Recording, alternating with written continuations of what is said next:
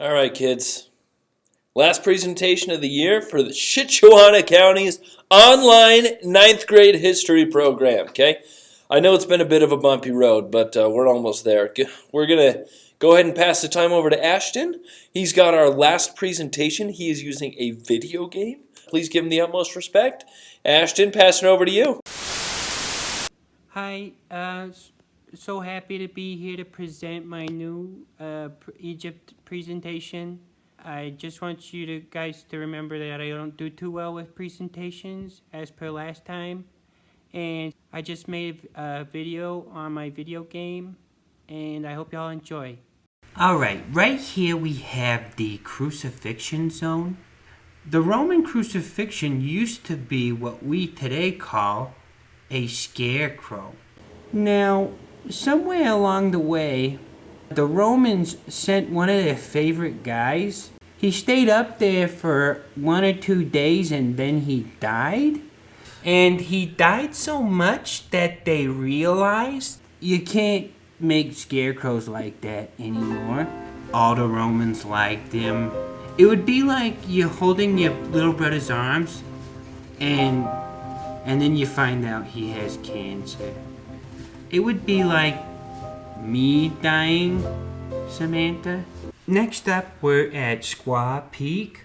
So this is where King Tut took Princess Squaw, and he took her here because he wanted to get his first kiss, but she told him no, even though he had taken her to the nice burger joint downtown and she got the most expensive burger, and her excuse was that she had onion breath.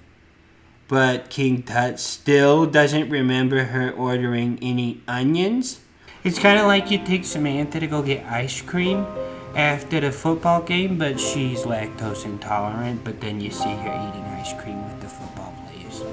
And he kept the receipt to remember the date, and it specifically says no onions. And then she left his car because it was getting cramped in there. But he has a Ford Flex. So we're here at the Hippodrome, and I'm really excited about this one. There's actually a lot of information on Wikipedia about it. At the time, they didn't have television, and so everyone would come to watch. Now, the Hippodrome had 2 purposes, hence the name Hippodrome. 1, a entertainment center, and 2, a house for orphans. And you can kind of see where I'm going with this. And then he found out that she was in another car, and that car belonged to an unnamed football player. This is actually where they buried most of the Greek pharaohs. Principally, I didn't know they had Greek pharaohs until I read this game. So first off, you're gonna notice to our left, we have the 3 demigods, and this one's name was Hertes. It's kind of like you're watching Free Willy, and the kid that holds his hand up to touch Free Willy's belly when he jumps. Yeah! But Free Willy doesn't make it. As you can see from the center here, what looks like a racetrack was actually that. Most of these orphans were bred to be orphans, and when you had a really good orphan, you could win a lot of money.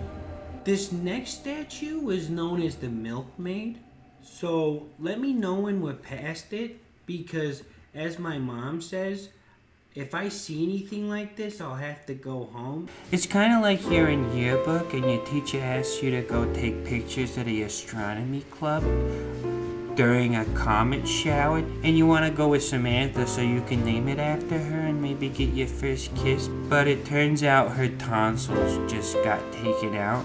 And then you find out that Samantha still has all her tonsils. And the windows were foggy? And King Tut's imagination went rampant? Alright, moving on. It's kind of like you asked Samantha to come over for your birthday party, but she said she's busy. But when you're going to buy your own party gifts, you find out that she's not busy. She's actually just buying ice cream again.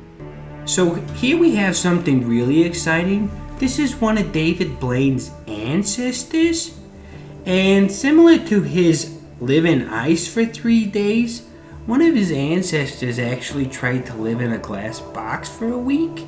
Around day 4 or 5, he started knocking on the glass gently. From what they could see, he had one foot in the grave and one in his own fecal matter. So they decided to just leave him. But they told him through the glass that he would still be one of the great heroes of the Egypt culture. But they let him know he could keep the box. So we all know the story behind the famous Hippodrome accident, in which an orphan activist decided to trap all the orphans in a net in order to take them away. But Boy Scouts wasn't invented yet, and so the net wasn't tied that good. And so all the orphans fell and rolled their ankles, and if you know racing orphans, you have to put them down.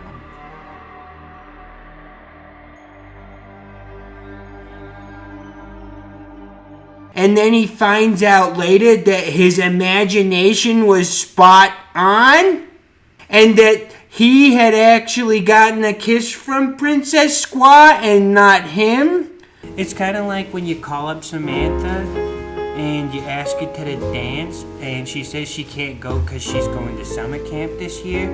But then you go to the dance with your mom and you find out that Samantha was actually waiting for the football player to ask her to the dance. And then the next day at school, I found that she had a hickey on her neck, but I didn't touch her.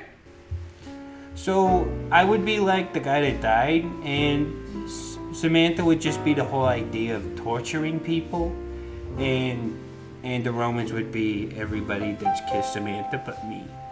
So you kind of get where I'm coming from about this whole crucifixion thing. And not only that, but their shoes were off, and their socks were off, and her hair was down.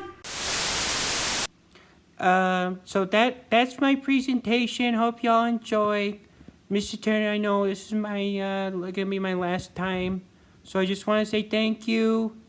And I'm gonna miss the 9th grade. And good luck to you, Samantha, in the summer. Okay. Wow, great. Okay.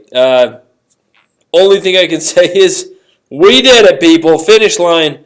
And came up with a little acronym. Have a great summer. Anybody?